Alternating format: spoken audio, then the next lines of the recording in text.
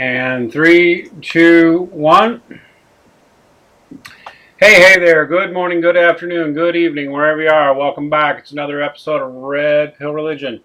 Red Pill Religion, where amongst the many things we say is that men's rights are human rights, and if we need feminism, then we need men's human rights activism too.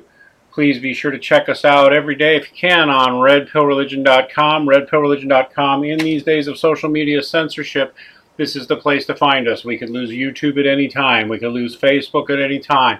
They already took us permanently off of Twitter because we hurt the wrong people's feelings. So if you're ever looking for us, we're on redpillreligion.com, where our team of volunteers and fans is there every day. We ask you to sign up and register for a comment account. We don't use the social media platforms anymore. Please check us out on redpillreligion.com, where every day we have at least one new video. Quite frequently we have videos by others as well as by us. We have stuff written by our editorial staff. We have stuff written by submitters. Please check out redpillreligion.com, and we do seek and need your spiritual as well as financial donations. So please give us your support on PayPal, Patreon, Maker Support, or Bitcoin, all of which you will find there on redpillreligion.com. Find us on Patreon at Red Pill Religion. Find us on Gab AI at Facebook at Red Pill Religion. Find us on Maker Support at Red Pill Religion. Find us on Facebook at Red Pill Religion. And also, if you're a nerd who likes to talk about video games, comic books, history, science, philosophy, theology, or religion, come on, and politics, come on in and talk anytime. We're always happy to hear from you. This is also the way you get on a show, or if you have a suggestion for a response video you want to do, come on in here and get to know the crowd. Okay, tonight I'm pleased. After a few technical bumps, we had to restart the stream, but I'm glad we're here. Tonight I'm pleased to say that we're joining Man Economy. Man Economy is joining us. Say hi to everybody, Man Economy. Hello, Max, and hello, everybody. Thanks for having me on the show tonight. So glad to have you on. So, from your accent, apparently you're Australian. I am very, very Australian, although I have spent some time in the Midwest and on the East Coast, but I definitely was brought up, raised, and currently reside in beautiful Melbourne, which is a rather large city in the southeast of the country of Australia. Now, I think we came to each other's attention because I noticed you were in a number of the men's rights groups. I was in Red Pill Movie, and I've been very plugged into men's rights issues. I'm going to assume, however, is that where you first got interested in men's issues, or was it before that? Yeah, look, a little bit before that. I mean, I guess growing up in a country like Australia, you're probably aware that out of all the Western hemisphere, all the Western countries, that America is the one that has, well, somewhat free speech and I guess is relatively right-wing. The rest of Western Europe, Canada, Australia and so forth, we grow up with this very left-wing bias and a bit of an anti-American sentiment, a bit of a we're better than American sentiment. So I guess I grew up with those ideas. So in the last kind of 3 or 4 years, just a few little things happen, a few little words, a few little sentences here and there stuck in my head. For example, Hillary Clinton saying that I'm a woman, so if you're a woman, you should vote for me. I'm like, what the fuck does that mean? So a few of these things happened, and I guess in Australia, the Red Pill movie was shut down. There was threats of bombing from extreme feminist groups, of course, which is terrorism, if it was anybody else. And they didn't play the Red Pill movie in several of the venues, in Melbourne in particular, which is very, very extremist feminist and social justice warrior. So that was like a real point for me. It's like, Jesus, what are they doing? Like, this movie is not extreme. This movie is pretty balanced and pretty sensible, and Cassie J had a good variety of people speaking on there, and this is not some propaganda piece from either side, which documentaries tend to be pretty much hit pieces for one side or the other. I'm like, if they're trying to shut this down, what's kind of going on? So that kind of triggered some awareness, remembering it takes a while to go from, fairly left-wing, nice little Western boy to, I guess, learning about this stuff. And the one thing that got me right in was the gender pay gap. Now, I have a history in statistics and maths and economics, and I understand this stuff very well. And in Australia, the so-called gender pay gap is 16%. And I heard that, and I heard it over and over again. I'm like, 16%? Every job I've ever had, men and women are paid the same. We're given the same raises. It's on the same scale. So if this is true, if the average man gets paid 16% more than the average woman, assuming they work full time, then that means that the jobs where we do have different pay, it must be huge. It must be like 100% different or something to try to get the average up to 16%. So I started thinking about this, and I went onto the Australian Bureau of Statistics website, the ABS, which is very credible. It's known as one of the top 2 or 3 stats agencies in the world. Deals just in Australian statistics. And I started scrolling through some of the data, and I saw, okay, full-time men do earn more than full-time women. I'm like, oh, shit, 16%. And I'm scrolling through, and there's the answer. It turns out that full-time men work about the same percentage more hours than full-time women. I'm like, what the hell? So it's like the per hour gender pay gap is basically 0. It's at 2% in Australia. And I'm like, hang on a minute. Men do the stressful jobs. Men die in the workplace. Men get injured in the workplace. Men are taking uncomfortable jobs to provide for their family. They go work on an oil rig and come back, and they work the night shifts, and they take on this extra personal risk, both mental and physical risk, for 2%. And here you have the extremist feminist movement trying to claim that they're treated unfairly, and that was the trigger for me. When I saw that, I lost a lot of trust in the left-wing narrative, which you get pumped full of in Australia. And then I started exploring elsewhere, and I started exploring through YouTube, and basically have worked out that every feminist line or every feminist propaganda piece is just that. It's propaganda, and once you get to the actual data and the facts, the whole thing's basically a con job in the West. It's astonishing to me. I had used to at one time had been very proud to call myself a skeptic and a scientific rationalist, and I wanted to see, I was very committed to, whatever the data shows us, we should just accept that. And then I ran in, feminism's not the only one, but I definitely ran into feminism. I mean, that's how I wound up in the Red Pill movie and a bunch of other things. Feminists literally, I'm sorry, I'm just going to say it straight up. Feminists lie about everything. There is no thing that feminists say that's true. That's what I keep finding over and over again. The feminists lie about the wage gap. Feminists lie about domestic violence. Feminists lie about rape. Feminists lie about child abuse. Feminists lie about the wage gap. Feminists lie about the so-called glass ceiling. It's a half lie, but it's mostly a lie. And feminists lie about history. Feminists lie about religion. Feminists lie about everything. It's astounding. I can't find anything feminists don't lie about. I don't even know what to say about it, right? Yeah, but I mean, I guess on that point, when we say feminists, a lot of people identify as feminists only because they hear all of this stuff. They think that women are treated unfairly. They think they're disproportionately not hired. They're not paid enough. They're treated, if you've got this narrative being pumped into you, you're going to call yourself a feminist. I mean, really what we're talking about is this very elite extremist feminists who have taken over the media, they've taken over the schools, they've taken over the universities, they've taken over the legal system, they've influenced over the police force. It's these elite feminists, these faceless elite feminist extremists, these are the ones driving the agenda. So if they're pushing the information out there, people will just slowly but surely believe it. So I feel when we say feminists, I really want to be very clear. We're talking about this elite, this really dirty elite feminists who have a huge amount of power, who are very, very well funded, and have slowly but surely taken over all of these mediums. So the average woman, who is probably a good person at heart, she comes through, she hears all this stuff. There's a lot of pressure from her peers. As we know, women are often pressured a lot more, or feel that social pressure more than men do. So women are jumping on board and saying, yeah, I'm a feminist, just as a default thing. I'm a feminist. Of course I am, because of gender pay gap and blah, blah, blah, blah, blah. Which, of course, as you know, when you go through into this data and then you analyze all this stuff, it's not really true. In fact, it's not true at all, as you rightly pointed out. So I think you really need to, identify this kind of elite feminist elite, because at the end of the day, this is basically about trying to push men down and put women on top of men. I mean, that's the essence of what's going on, not to simplify too much, but that's happening. But women don't want this. The average woman wants a strong man. They want a man who can lead, a man who has a strong character. They want to align with a man of high value. So the average person who calls themselves a feminist, especially the women, are really just misled, and they need to be helped as much as anything in giving information so that they can make a decent decision about what they believe in life. I agree completely, and one of the things that's most interesting about it, I know you've got a video here. I don't have the whole thing, but feminism is making women miserable. I'm sure some are listening to us and they're saying, "Oh, so you want women back in the kitchen and totally obedient and doing whatever the man says?" And I'm like, did you ever actually know your grandparents, your great grandparents? Did you know any of them?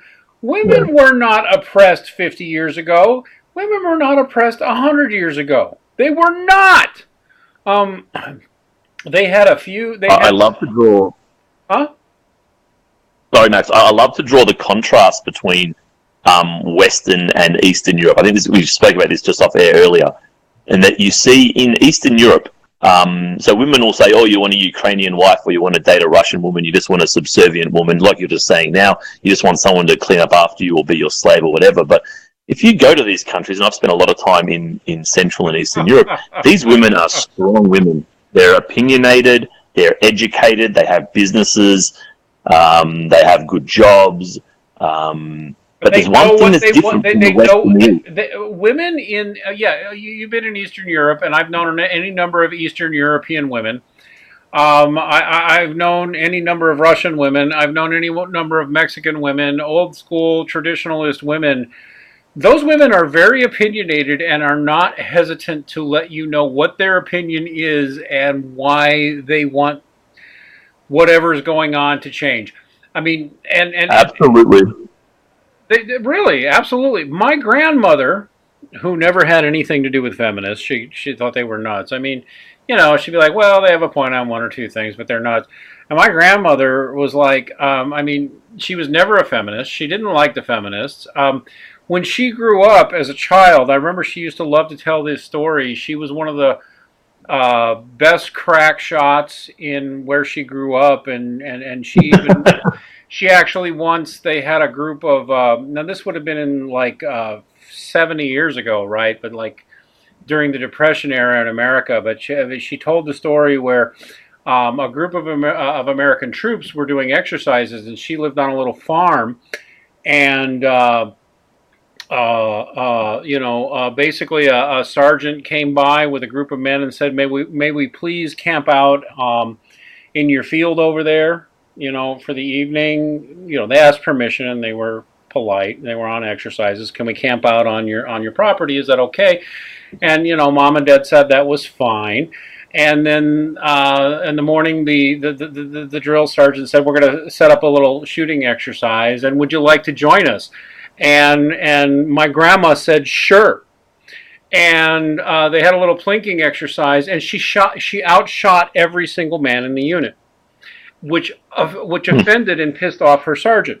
But the funny thing was, this would have been, you know, in the 1930s.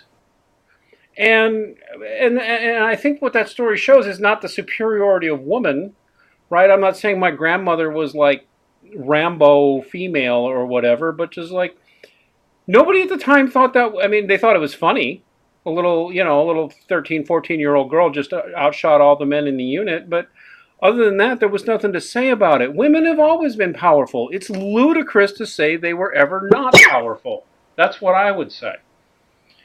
And that's... Yeah, sure. I mean, I guess, I mean, in the West, I guess they might not have maybe worked as much as men, or maybe in the 50s and 60s didn't go to college as much as men.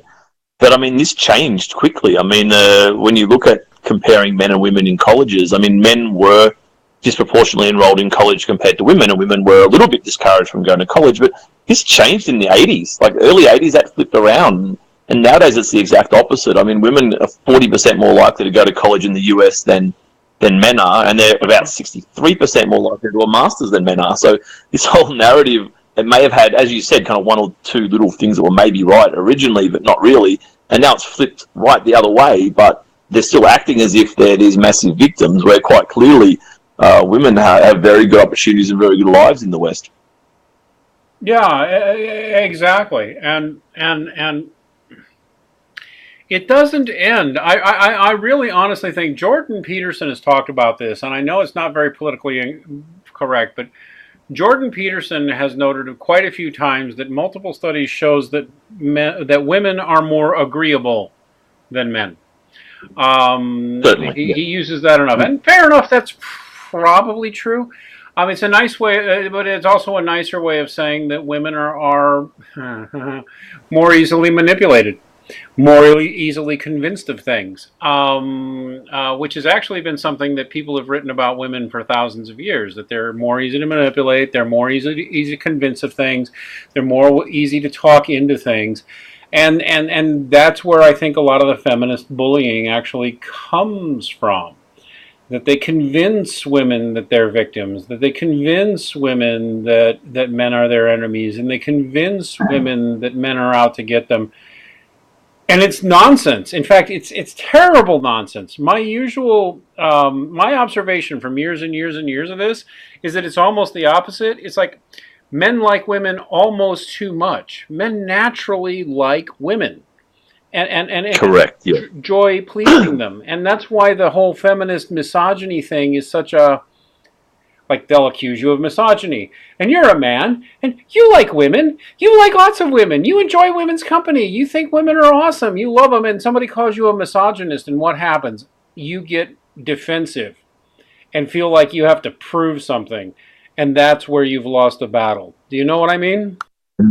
Yeah, I mean, the reality is that all men, probably under about 50, were raised primarily by their mother, and they were raised to respect women and look after women. And we all have this, I think, naturally protective streak, but it's also been drummed into us, socialized into us to respect women. And we all do. I mean, the idea of punching a woman, for example, most guys are like, you can't do that, even if she punches you, which is, you can debate the merit of that all day long, but the problem with this respect thing is that it does only go one way, and this is the big difference, what I was speaking about earlier with the East and West Europe. Both sides of Europe, women get educated, have careers, delayed childbirth, etc. But Eastern European are brought up to like men. Men are brought up to like women, women are brought up to like men, and there's a natural... These people get together so easily, they just form relationships really, really quickly, because they already like each other. They're already raised to like the opposite sex.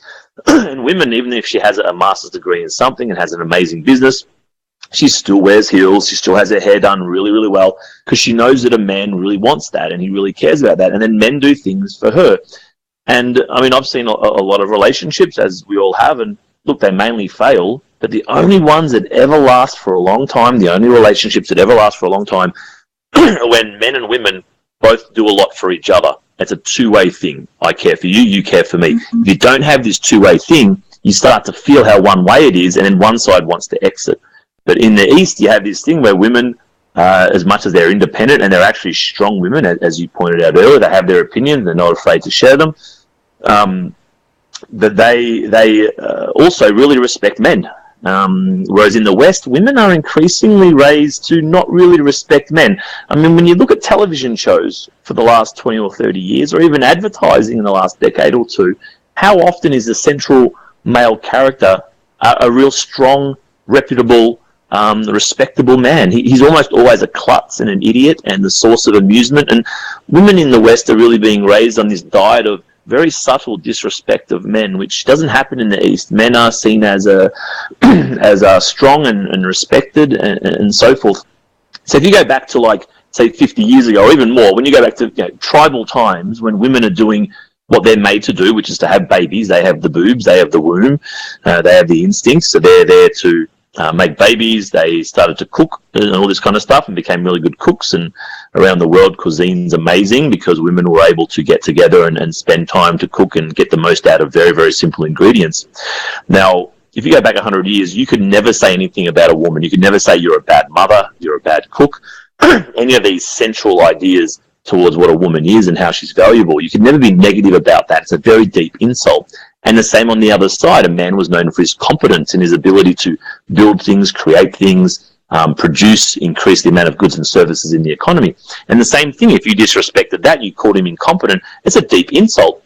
Now, something happened around, 20, 30 years ago, maybe in the 80s or 90s. This kind of flipped where you still can't insult a woman, but now it's kind of funny to make fun of the man and pretend he's incompetent and try and put him down. And And this is a very systematic way of trying to devalue men in society, because if women can do all the woman stuff and you can't criticize her for that, but now women are being pushed to do the men's stuff and you can't criticize her for that, but men are only left, the only way that men can provide value for society under this model is that they can be competent and produce things. But if we're starting to make fun of men and devaluing them systematically, you can see what's happening here. There's a very strong push towards devaluing men as a gender that's happening in the West. And this is, although there's a feminist push almost everywhere in the world, it's only got to the point of doing this in the West. Just those handful, maybe 12 or 15 countries that fall under the Western banner.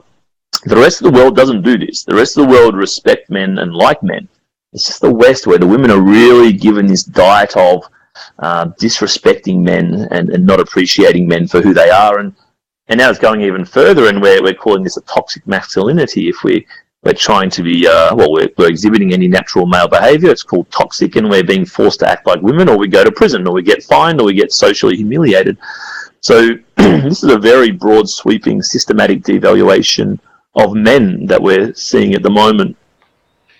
It's actually, I'm an older guy, right? I just turned 52. And I started detecting it, actually, you're saying 20, 30 years. I'm like, I think it goes a little bit further back than that, but it's been an accumulative thing, right? Even back in the 80s, I began to feel a certain discomfort about it, and how nasty I used to call myself a feminist. I used to kind of be on their side. Which is a common thing for all, because when the feminists started, it all sounds so very reasonable, doesn't it? Well, we should all have equal rights, shouldn't we? You shouldn't just judge me because of my sex. You shouldn't just, limit me because of that. But in reality, it just keeps getting more and more. And a lot of the feminist narrative is like, what, don't you have a sense of humor? You can't take a joke? Your ego is so fragile that you can't take an occasional joke? And, the answer is, no, actually, we can take an occasional joke. We really can. In fact, men can be annoying. Men can be stupid. Men can be clueless and thick. Every man, until he hits a certain age, is easily manipulated by a pretty face. Every man is, there's certain things, generalizations about men that are true. The problem with the whole feminist proposition is then when you start to, you're allowed to generalize all you want about men, but the minute you say a thing to generalize about the way women are, feminists lose their mind and call you a Nazi, don't they? Yeah, very true. I'm glad that you've tapped on this, because this idea of the male ego, it's like, you've got to be careful of his ego. And this comes back to what I was saying earlier. The male ego is usually centered around our competence, because that's what we're raised to be valued for. Now, the female ego, which is linked to appearance and being a good mother and a good cook and this kind of stuff, we never call it an ego. And in fact, we can't even pretend to try and insult her in that area. If we call a woman fat or ugly, oh my God, the windows just got shot out, But a woman can insult a man, or anyone can insult a man and make him seem incompetent, which is the equivalent of calling a woman ugly traditionally. But it just can't be done on that side. So you've got this thing where for men it's called an ego, and we can make fun of him. For women, it's not called an ego. It's just called, you can't say that. It's not fair. It's not reasonable. So you've got this huge double standard just in terms of what ego means and how we speak about ego and how we consider it between the genders. Yeah, you know what? Traditionally, going back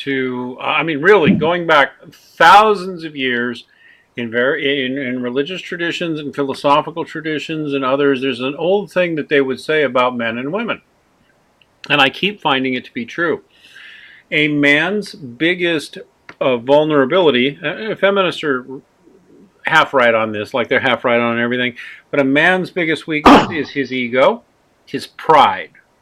A man's biggest ego, is his pride, which ultimately gets down to his competency, his intelligence, his strength, his ability.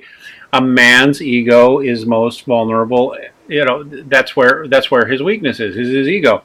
And a woman's is her vanity, which is not the same thing as ego, is it? It's as close, but it's not the quite thing, because she wants to be pretty, she wants to be adored, she wants to be desired. And she wants to be pretty, and she wants to be the prettiest woman in the room. It's not necessarily quite the same thing as the male ego, because the male wants to be respected for his abilities, his competence. And the female, her biggest weakness is the desire to be admired and loved and attractive. But it's still all very human, right? Because we've all got bits of this. Do you know what I mean? I mean, this just comes back to basic dating theory. I mean, what are men attracted to? Men are attracted to young, fertile, healthy women who have good genetics, because they're going to be most likely to pass on a healthy child who's going to also have good genetics. So men instinctively want certain appearance factors, and health is a very big one of them. So, for example, women grow their hair really long so they look healthy, have fake eyelashes so they look healthy, they are slim so they look healthy, have a certain waist to hip ratio so they look healthy. And the flip side of that is, of course, that women want a man with high social standing, high competence, and high ability, high earning potential, and strong character. So this stuff is just it's just inbuilt into us. It's not even slightly controversial. I mean, it's just a part of who we are as men and women, and what innately, biologically, subconsciously, we all have. We can't stop this. Men will always be attracted to young, attractive women. It's just how it works. And women will always be attracted to men who have power and social status and confidence. It's just biological. It's our instincts. It's just like, eating. It's just an instinct. Sleeping. It's an instinct. It's just a natural thing that occurs. So, yeah, that's all I want to say. The only thing I don't like about everything you've said, which, by the way, everything you've just said is correct for the most part, as generalizations. The only thing I don't like about it, and I see this in certain, what I would call pseudoscience peddlers, and what we might call the MGTOW sphere, like Stardust or Thinking Ape and a few of those others, is that reductionism, though.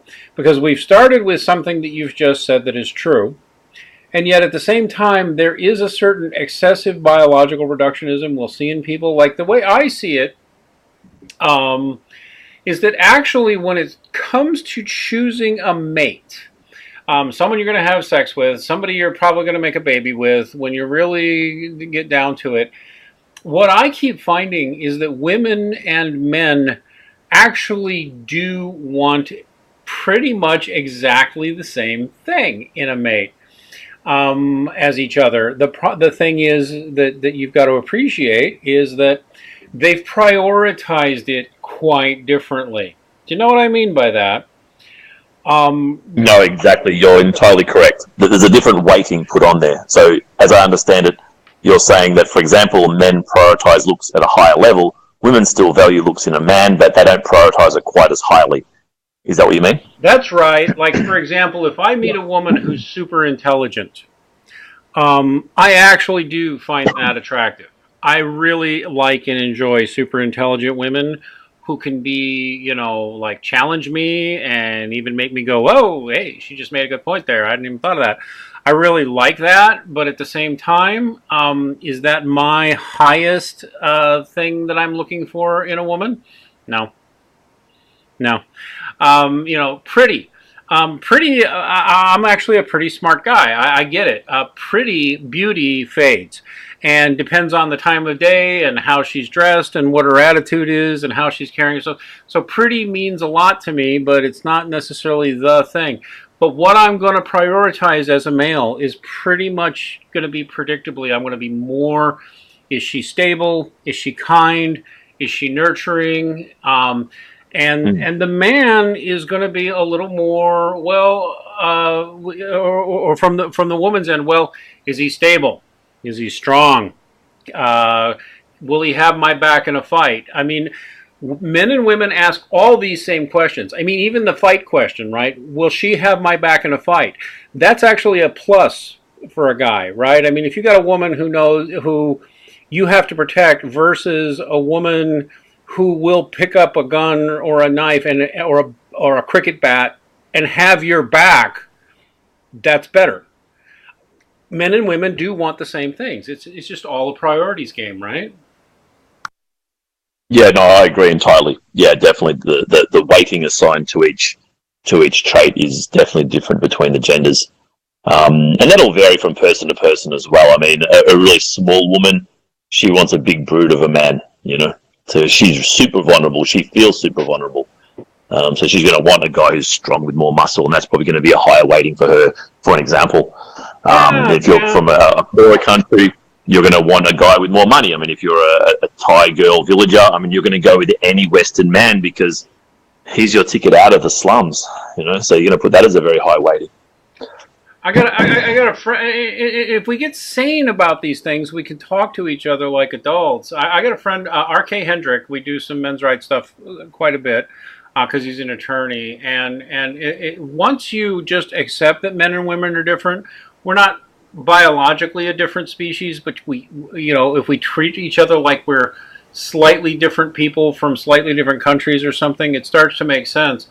For example, oh my God, the point I was going to make just went right out of my head. Men and women can talk to each other better when we understand these things, right? Because then we get past the stereotypes, like, for my woman expects me to give her, here's what I was trying to say.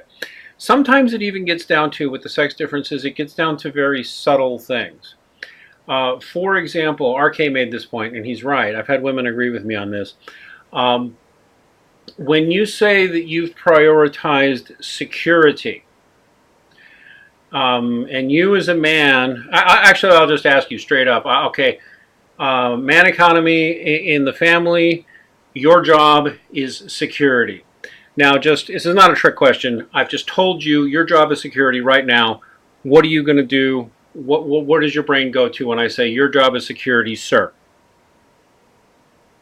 You're gonna for me would be, mine would be financial security. I mean, I live in a physically safe Western society, so I guess money security is the first thing that comes to my mind, earning and creating an income to support the family. That would come to my mind. What's interesting there is that statistically, and what I find is that when you say security to your average male, he's usually thinking completely about guns, baseball bats, locks, bars on the window, and what he has to protect the physical space. And usually, you just gave a smart answer. Usually, the woman will actually be talking about finances. Usually. And that's the way women think. I mean, yeah, definitely. That is the way they think. And I'm saying that's an instinct. You're a smart guy, and so you're used to analyzing things. But a lot of guys think security means I can be tough, I can defend us, I can make this home impenetrable, whatever I got to do. And the woman is like, yeah, but are you making more money so we can make the rent? And that's just the way it is, and it's a good thing for guys to think about things like that, because your woman is expecting certain things out of you. She just is. Do you know what I mean? Yeah, I mean, this is, when you're looking at women, especially in their 30s, pushing towards their mid-30s, I mean, that's really their only criteria. I mean, sorry, not only criteria, but that's, in terms of weighting, this becomes the massive priority. They just want a guy who's going to be earning enough for 2 or 3 years so she can get those kids up to a school age or to a preschool age so she can go back in the workforce herself. I mean, this is really just a stable guy. He's not going to bail. He's going to pay the bills. I mean, this is at that age group, which is the age group that more and more women are having children, especially the educated ones.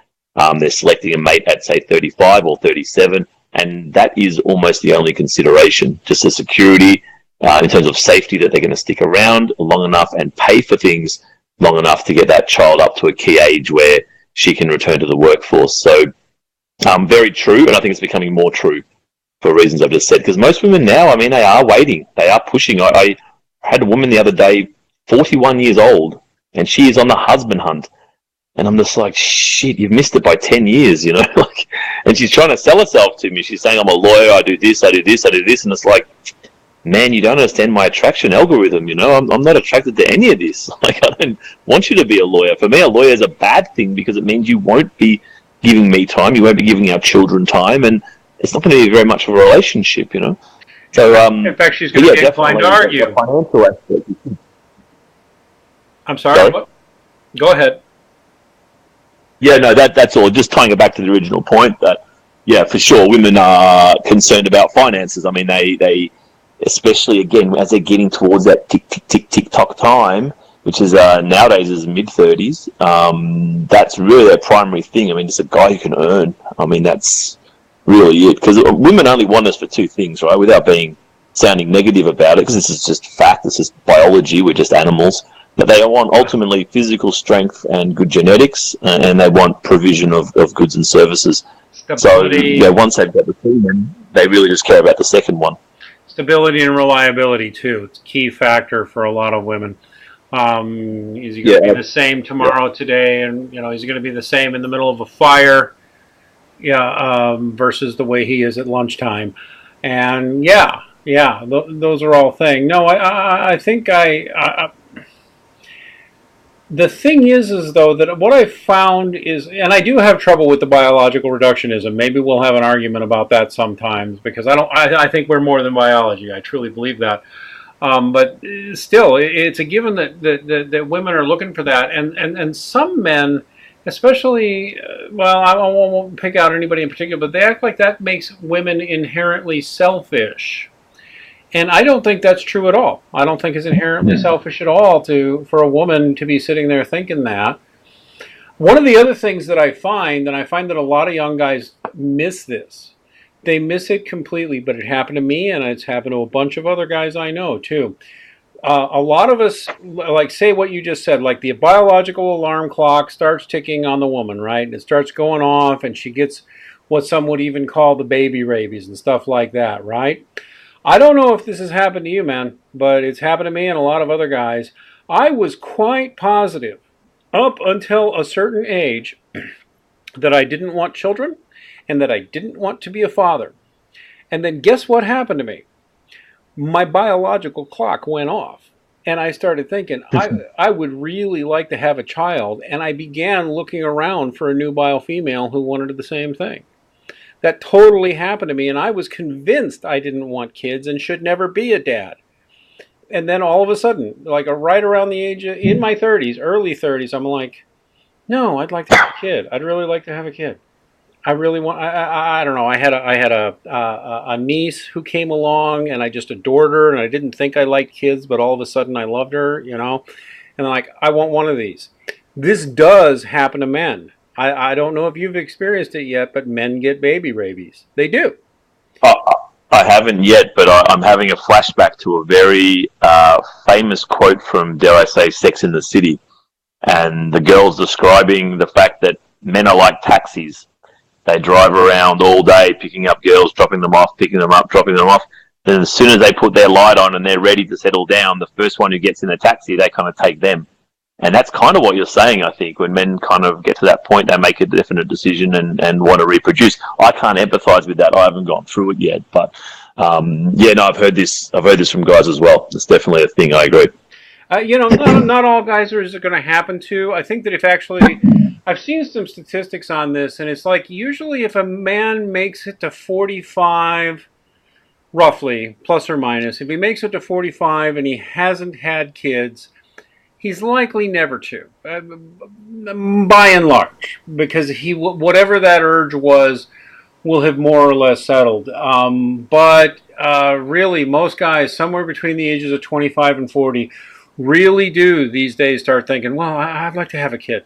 They really do. Guys get by, and I guess those of you listening either believe me or you don't, but you do. And by the way, I got to say, as a dad is like the best thing you could ever be. Me being a father is like the most important thing about me. I love being a dad, even though I'm a divorced dad. Still being a dad is so awesome. I can't even tell you how awesome it is to be a dad. I hope you get to have the experience because it's so cool. And there's a lot of young guys who completely miss that. And I think that's a problem because I really think a lot of young guys, even guys saying, I don't think I want kids, you ought to be thinking about it anyway because that urge might happen to you. It probably will. There's some guys who never will, but most guys eventually go, man, I wish I could pass on some of what I know to a child. I wish I could pass some of myself on. several friends of mine have mentioned that they're passing on of knowledge to their children as being a core thing. But I'm noticing in myself as I approach 40, I definitely don't want the kids yet, but I'm feeling more of an inclination towards monogamy. Even just from 12 months ago, I have much more of an inclination for monogamy now than I would have 12 months ago, and definitely 24 months ago. So I feel like maybe I'm hitting that time somewhat myself.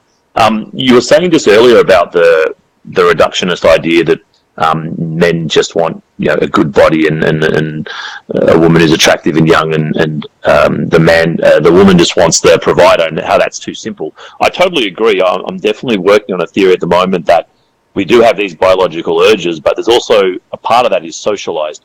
And that's where feminists are actually, again, as you said before, half right, in that there is a socialized element. I mean, you go to different countries and exactly what the woman wants does vary quite a bit from culture to culture. It still has the same core elements, but their priorities will be just a little bit different depending on the culture, depending on the economic situation, and so forth. So there's definitely a socialized aspect. We are capable of thought, and we are, as humans, and we are capable of rational thought, hopefully, if you've been raised that way in a culture that's conducive to rational thought. So I do agree in a sense about your idea that the biological reductionism isn't entirely true, but it is partially true. I think it's definitely still in there no matter what. We have the same core desires, but definitely socialization process and the culture that we're in can definitely change how we value things. And I think you see that. You just have to go from country to country, and you see how this changes. The same core things don't change too much, but yeah, the weighting of them does change quite a bit, which proves your point, I guess, or adds support to your point that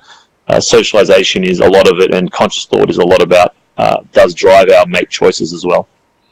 Well, I mean, it's helpful to know, even if you know what your conscious desires are. You know, oh, I'm a woman, okay, and no matter what my politics or what my philosophy, I should probably figure I'm going to want to have a baby or two at some point. And I'm going to have to make that decision. She can still make rational or irrational and compulsive decisions, and it's going to be the same with a man. Like, well, especially the one thing, and I guess this gets back to the thing that bothers me most. It's why men's rights is still a thing for me. It's like, all right, so you just revealed you're pushing 40. And you're start, which is not and it's not unusual for a man of your age to start beginning like, all right, I've chased around enough, I've had enough fun. What do I actually want for the rest of my years? Very normal transition for a man to go through, and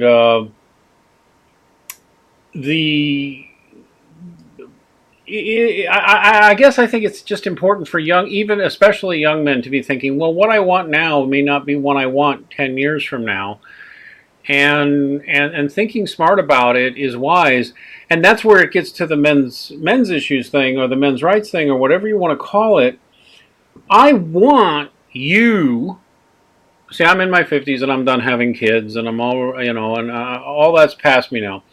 But I want you, as a man pushing 40 or even 25 or whatever, to be safe to say, you know what, I want to find the right girl, and I want to get busy making some babies because I'd really like to do that. I'd like to have a family. I'd like to have a child or two or three or whatever it is, and I'd like to settle down, and I'd like to have a girl who likes sex more or less the way I do, and likes food more or less the way I do, and likes living the way more or less I do, and who I like hanging out with, who I can make something with, and that's probably my biggest complaint about some biological reductionism is it's missing that human element. Like, yeah, and I've got all this biology going on, but in the bottom line is, as an individual, I have to decide what's going to make sense for the rest of my life. And that's when you really start thinking, well, who's the woman I want? And who can I get away, and we're not in an environment that's safe for you to do any of that, are we? Whether you're in Australia or much of Europe or Canada or the US, you get married. Do you know what can happen to you if you get married and your woman decides she's not happy with you? It's ridiculous, isn't it? Yeah, I mean, I myself and many guys that I know in Western countries have just come to the point where, look, you just can't live with a woman. I mean, apart from women having the children, women getting the house, women getting a lot of your assets. It's not just that. I mean, that's been around for 30, 40 years. I mean, now it's the false domestic violence claims and the assumption that the man's always guilty, and lawyers pushing women to make false domestic violence claims because it's going to help them get the children and all this kind of stuff. I mean, your children taught to hate you, and your children taught to hate you. One of the worst things that of all, your children will get taught to hate you. Yeah, the woman can potentially do that. Yeah, the woman, depending on her nature. But if she has got the nature where she's happy to make a false domestic violence claim, then she's going to have the nature to try and turn your children against you as well, for sure. So I think that the problems of this generation coming through are much more complex than, say, your generation. Your generation was more to do with that you won't get custody and you won't get things that you've worked for are going to be taken away from you, and you're going to have to probably live with your parents or in a small house where the woman gets to live in a big house with the primary custody. Now, for guys coming through in their teens and 20s now, they have to deal with all this other stuff that a woman can effectively just put you in jail with no evidence if they don't like what's going on, and they've got these extra gendered laws that are coming through which are overtly sexist, and they have this presumption of guilt towards a man. And the police are told to uphold this, the judges are told to uphold this, and it's getting to a point where, and it's here now. It's getting there. Everyone's like, oh yeah, well it's getting really bad. No, it's gotten bad. It's very it's bad. At a point now where you cannot marry in the West. You simply can't do it. It's an absolute suicide mission. You have to go to cultures or get women from cultures where women are made to have at least some respect for men, and not just to treat them as dispensable and to push their own agenda on. So yeah, I really feel for younger guys coming through now who are going to have to deal with women who have been brought up with a whole lot of propaganda, having to date guys in their teens and into their 20s now. They're in a terrible spot in the West. I mean, it's if they want to settle down in 15, 20 years' time, imagine what's going to be like then. I mean, it's just unworkable. And as you say, we want to have children too. We're human beings too. We want to have children and have that wonderful relationship with our children. But all the laws around this are just set up really for us to fail. And it's so saddening. It really is. I mean, the more I read about this, the more I report on it, the more I discuss it. It's just really depressing. It's so sad. It's so unfair, and no one knows about this. Like I'm doing a video at the moment. I'll release it the next week or so about domestic violence laws in Spain, and women just don't need any proof at all. The guy will just get locked up straight away. She gets paid, so she's got incentive to lie. And in an economy like the Spanish economy, that you don't need much incentive. They get up to I think it's €400 per month for 11 months with no proof. And often what happens is that the guy will he's in the gendered court. So the court made for men, and he's got a choice. Well, given all the evidence, which is none, you can either do, I don't know, maybe 30 days community service, or you can go to jail for 2 years. So the guy's like, fuck, I don't want to go to jail for 2 years. I'll just do community service, even though I've never touched this woman. I've done almost nothing, and do that. And then once you've got a conviction, if she makes another accusation, you're going straight to jail. So you've done absolutely nothing here. The power switch here. And men are just so open to abuse now in these countries. And this is not an uncommon law. These things are coming in everywhere. Now in Spain, as of last year, 2017, any woman can do this to any man. You don't need to be in a relationship anymore. So it's so dangerous. I mean, it's so dangerous if you just get involved with this half-crazy girl, slightly crazy girl, vindictive girl. You're in a lot of trouble. I mean, you're just trying to stay outside of prison. You're incredibly vulnerable.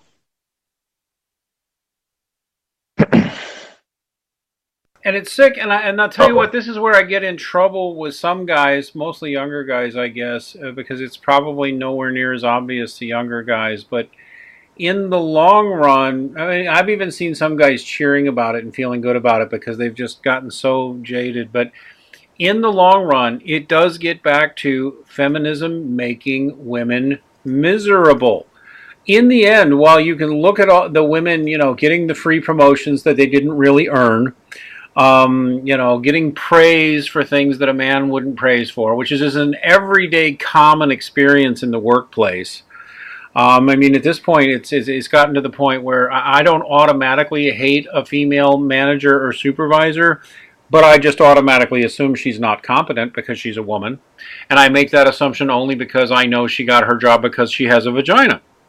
And I'm sorry if that sounds upset, or if some feminist friend woman of mine who has accomplishments doesn't like hearing of it. But there's no reason to respect the accomplishments of most women because they haven't accomplished anything. They've had the skids greased for them, and a lot of Well, them there's know it. definitely a query there, isn't there? There's a big query there. I mean, the woman might deserve the job, Yep. but you know very much at the moment she might not as well. So you just don't know, do you? I mean, you go in there, it's like maybe, maybe not. I don't know. It But yeah, sorry, automatically continue. automatically actually increases sexism. It doesn't decrease it. And these women, the women though, even though maybe they've gotten the better jobs and have sat there and said, "Oh, I worked really hard," but they know in their gut, yeah, but they also got extra advantages because, boobs. And they wind up in a career and they decide that they figure out that a career, well, like, you can talk about career all you want, but if you're 52 years old and you've been the office manager at a paper company for 30 years and you finally retire, no one's going to miss you or remember you. Do you know what I mean? And they've made these choices. They're miserable. I mean, it seems like they've gotten all these advantages, but most of them are miserable. They're And the unhappy. problem here is, yeah, and the problem here is, I mean, in feminist mind, happiness is a bit of a zero-sum game. If women are better, men are worse, then that's good. But the reality is we're all suffering. Men suffer under this, women suffer under this. We can't just say, well, feminists are going to fuck it up for women, because all these women didn't ask for this, and men didn't ask for this. And even though, like, the last video I made on YouTube was about female depression and how it's going up so much under feminism, male depression is also going up. We're pretty miserable and we're scared, and we're withdrawing from society a lot. I mean, a lot of men are just literally withdrawing from society, which is awful. I mean, society needs men. Society needs strong men to lead. Societies have only ever gotten anywhere in the history of civilization. The only civilizations that have gotten anywhere have a strong patriarchal structure. They have men who are strong. They have men who are leading the nation or the jurisdiction or the race forward. This is what society needs, So we can't have men withdrawing. We can't just say, "Oh, women are depressed. Ha ha, bad luck." We lose. Everyone loses. It's just a lose-lose situation. It's so socially, this kind of matriarchal system that we have now in the West is so socially destructive. It can't last. Literally, the West is imploding. The birth rates are plummeting. In Spain, where I've just been researching a lot, the birth rates are about 1.3 children per woman. What the hell? They've been as low as 1.1 in some years. And it's like, society, there's no rules there for society. It's just been overrun by feelings, and we have no plan for society to kind of go anywhere. We're just paddling water, living off previous achievements while we all get miserable, depressed because we're all forced to be something we're not. It's a terrible time for all. It really is. There's no win-win. There's no. I hate seeing guys post this stuff like, "Oh, fuck women. They're all depressed. Fuck them." It's like, well, we're depressed too, and it's a shit situation for everyone. And the women, again, the majority of women don't want this either, but they're just kind of told that this is what we need because blah blah blah blah. So I think it's in summary, it's just an awful situation for all of us. It's really the West is just imploding, and it's not happening anywhere else. I mean, again, to contrast Eastern Europe, women work, women have master's degrees, have businesses, but they also love men. And men love women, and they get together and they have babies and they're happy. There's a lot of passion, a lot of desire. I actually speak about, this is in my latest video, I speak about vaginal orgasms. Now in the West, the majority of women don't have this deep vaginal orgasm during penetration because there's no primal gender polarity there. Whereas you go to the East, where women want to be women and men want to be men, it's so much more primal. The act of sex is really, really primal. And Eastern women vaginally orgasm really quickly and really intensely. And the whole sexual experience is entirely different with a Western woman and with an Eastern woman. And it comes back to that happily adopting your gender role and exaggerating your natural instincts as a man or a woman, which is sadly being suppressed in the West, where women think that this whole attraction idea is just based on, or everything is just based on socialization and just ignoring the biological component entirely. I would also just go back and point out to something that you said. I'm going to pull out a Bible thing, but it's worth looking at is history, even if you don't take the religious stuff seriously.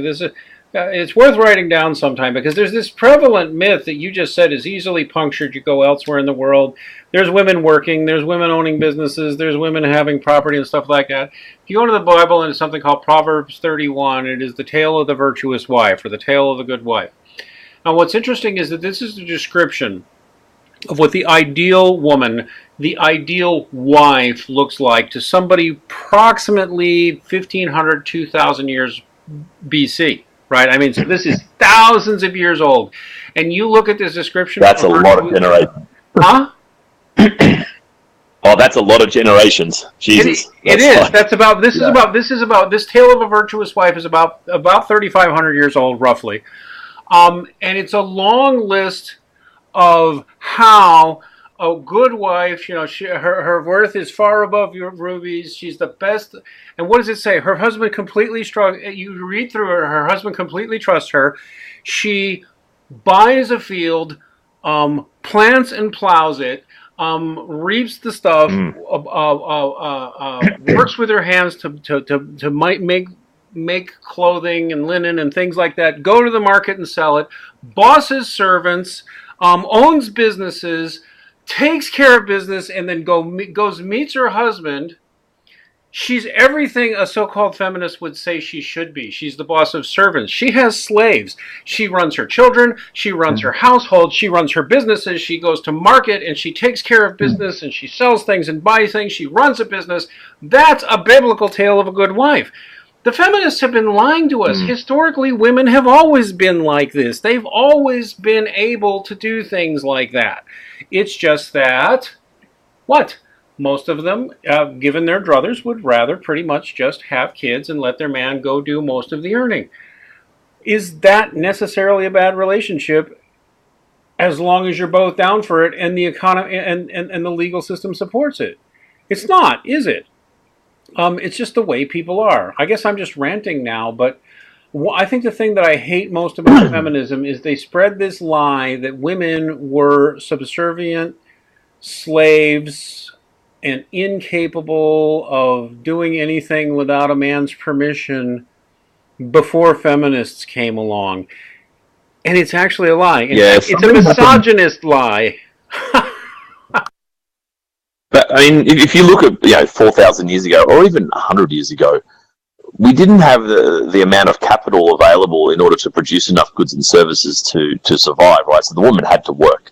And when you look in countries nowadays, when you look in poorer countries that tend to be more patriarchal, women work in any jobs, men work in any jobs. They just got to earn a bloody living. But something happened around that kind of World War II time, where we just had this boost in capital, we had a boost in migration, and we started getting really rich in the West. Something happened was like, you know what, women, you don't have to work anymore. You can just focus on what you want to focus on. And it's almost like women had it too good in a sense there. They were given too much. Because the average woman, I mean, you go back to the 50s, once her children are in school, I mean, what does she do all day? She must have been bored shitless. I mean, we've got washing machines now, we've got dishwashers, we've got, she didn't have to barely do anything, just do a bit of washing, and she must have been so bloody bored. I mean, I can't imagine how bored 1950s housewives would have been, because they just had it too good, literally. But somehow that was, I don't know, their role was kind of devalued there. So we've kind of gone through this poverty until maybe about 100 years ago, where women had to work and no one even thought about the luxury of a woman not working. And then we set up a situation in the 50s, 60s, where women, look, you don't really have to work as much. You can just have children. And now that we have the economy is big enough that men can go out and earn an income that will provide for everybody, you can just concentrate on babies. So the whole idea of a woman not participating as much in the real economy, in the financial economy, this was done as a favor for women. This had very positive feelings. It wasn't we're going to suppress women, we're going to oppress women and treat them like our slaves. I mean, this was a very privileged situation for them to be in, to not have to work and to be able to just have children, because they didn't fill in their spare time with interesting activities or maybe a business or whatever they wanted to do.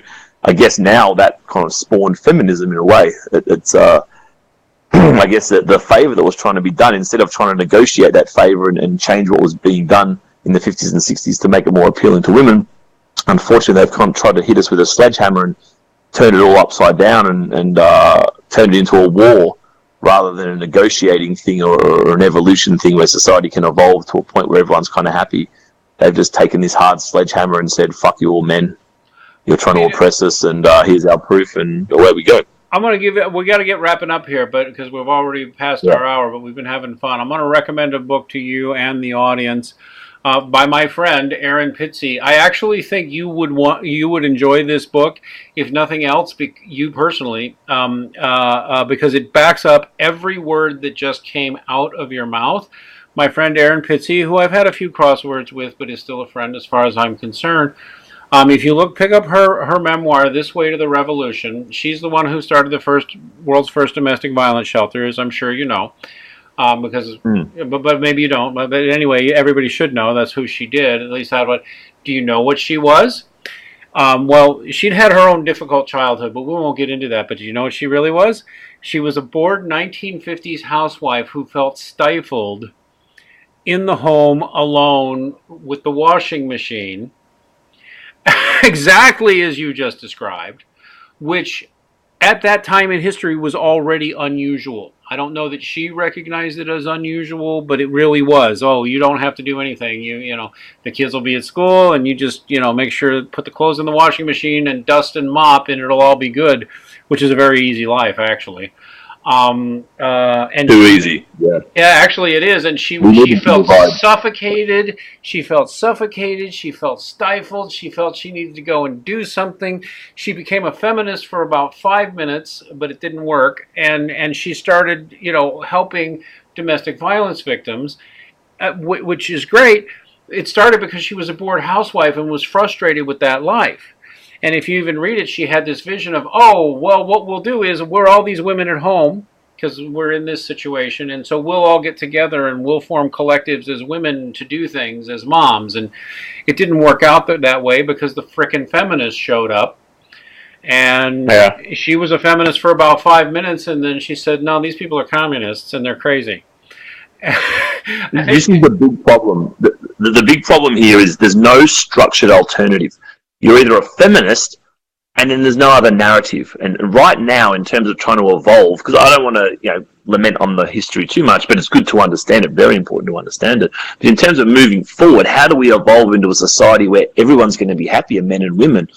It's very hard because there's only one narrative, and that narrative is the feminist narrative, and that's that women oppress men. Other way around, men oppress women, which clearly is not the case. But there's no other mainstream argument. If you, even going back to the right at the start of this interview, when I was saying how I slowly found this alternate mindset, because it wasn't put in front of you, there's no easy access to this alternate theoretical idea to feminism. And this is a real problem in trying to get away from feminism and trying to create a society that's actually equal and fair, which we've traditionally almost always had. We have no alternate thing, and I guess the men's rights in some way tries to combat this, but it's still a bit of a man versus woman thing. I mean, men and women aren't made to compete against each other. We're supposed to work together here. Men are supposed to compete against men and women against women for the best mates, but men and women shouldn't be competing. We should be working together because we've got to get together for babies and for civilization. But there's no plan for that. There's no blueprint for that, and that's where we're really fucked at the moment. Well, I can tell you what I think the answer will be, although maybe we would have to have another stream on it, because I can tell you what I know is going to happen. This is not advocacy. This is straight up analysis based on the stats, and I will give you the stats. What's going to happen, it's going to take less than 10 to 20 years, maybe 30 on the outside. It's going to happen. It's already happening in Europe. It's already happening in Canada. It's probably happening down there in Oz. People are going to be turning to traditional religion again. And it is going to happen. It's already happening, whether you're aware of it or not, and whether you like it or not. But that's probably worth another conversation because it's an undeniable worldwide trend, mate. I'll show it to you. I mean, there's a reason why religion has lasted so long, and there's a reason why feminism came in, and part of that was losing religion. And feminism is, in a sense, a religion. People are told a set of ideas and they follow them. So feminism is indeed a religion, but it's a religion secular without a plan. It's a secular religion, Islam, they all have a plan to reproduce and sustain and to grow, whereas feminism doesn't have that plan. So feminism will absolutely die out, I agree. And I'm sure organised religion, in particular Islam, is very patriarchal and has a very good plan for reproduction. No doubt Islam will take over large proportions of the West in the near future. There's no doubt about that. They're too well organised. The feminists have no plan. Well, They just let the patriarchy in, and the patriarchy, we're about to all learn what a real patriarchy is, and it's not pretty. let me tell you, we should have ended here. So I'm going to leave this on a book recommendation for you and the audience. You may not like the title, but it's a good book by a very respected sociologist named Rodney Stark, who will tell you this is already happening everywhere. There is a global resurgence of religion. Because you know why? Amongst other things, all those places where you're saying it's down to 1.8 children per woman or 1.3 or whatever it is, yeah, not the religious ones. And their kids are not necessarily going to turn out to be secularists. So it's coming one way or the other. And yeah, because feminism has failed, and what we're seeing out of the men's rights side, frankly, even though I am a men's rights guy, nobody's got any real answers except, pie in the sky, self-actualization and all that. No. How do we get a working social contract working between men and women? If secular institutions don't provide it soon, the religious institutions will be along very soon to provide them for you. You can be afraid of that or embrace it, but it's coming. All right, man. Well, I really enjoyed it. Listen, everybody, check out Man Economy. He is very stats-driven. He is very rationality-driven. He's very fact-driven, looking at the issues of social justice, men and women, reproduction. Go be sure to subscribe to his channel. And check him out also on Twitter at man_economy. Go check him out at maneconomy.com. And for us, please, again, give us a like. Give us a subscribe. Tell your friends or enemies. Check us out on redpillreligion.com. And God bless and good night, everybody.